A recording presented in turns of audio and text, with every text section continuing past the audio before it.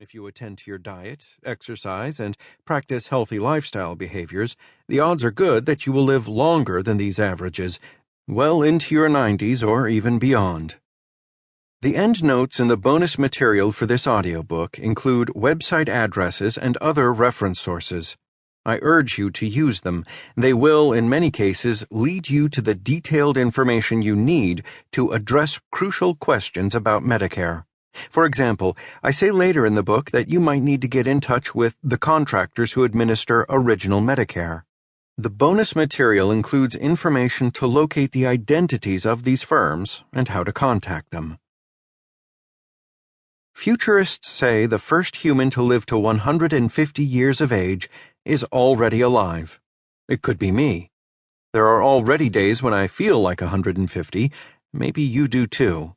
So while it certainly is more years that we're after, that's not the ultimate end game.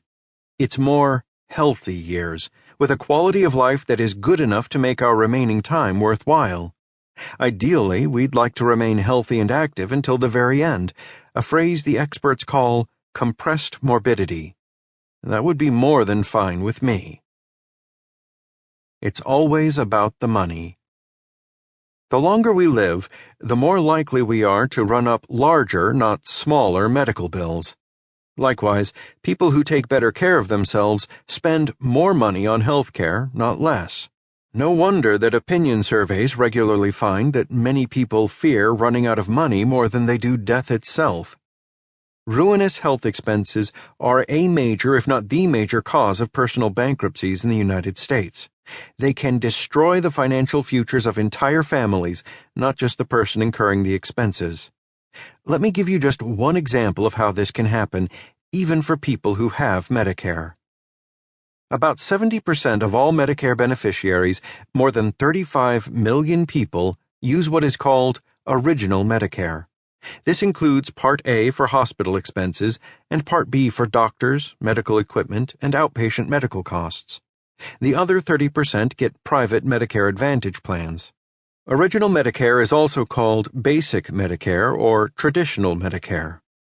Now, Original Medicare can be great, but it requires beneficiaries to fork over a 20% copay for most covered Part B services. Forever. There is no ceiling on this copay. Other Medicare insurance called Medigap or Medicare Supplement insurance is available to close this gap. But this fact does you no good if you don't know it, or if you don't buy such a policy before encountering that catastrophic health event that you were sure would never happen, but which does happen over and over again each and every year to many, many Medicare users. Among all Original Medicare beneficiaries, fewer than 25% get Medigap policies. Retirees fortunate enough to still have employer health care coverage or high-quality union health coverage may have coverage that replicates what Medigap does. But many others are simply taking a big gamble. Perhaps they don't have enough money to afford Medigap premiums, but perhaps they just don't know about that huge hole in Original Medicare. Medicare Advantage policies provide annual out-of-pocket caps to protect people and families from catastrophic expenses. These will be explained here in plenty of detail to help you make an informed Medicare purchase decision. But to millions of seniors on Medicare, catastrophe is not thousands of dollars in big healthcare bills. It's $20 a month for the copay on a prescription that a senior simply can't afford. These seemingly modest healthcare expenses turn out not to be modest at all. They pit healthcare cost against food on the table, heat in the radiators, and rent money. These are the small money killers that cause people on Medicare to stop taking their prescribed medications, or perhaps to cut their pills in half and hope that half an apple a day will keep the doctor away as well as a whole apple. Medication non-adherence is the phrase used in pharmacy circles to describe this kind of problem. Making smart choices about Medicare policies can reduce the financial pressures that contribute to non-adherence. So, good health is about the money, too. But then, isn't just about everything?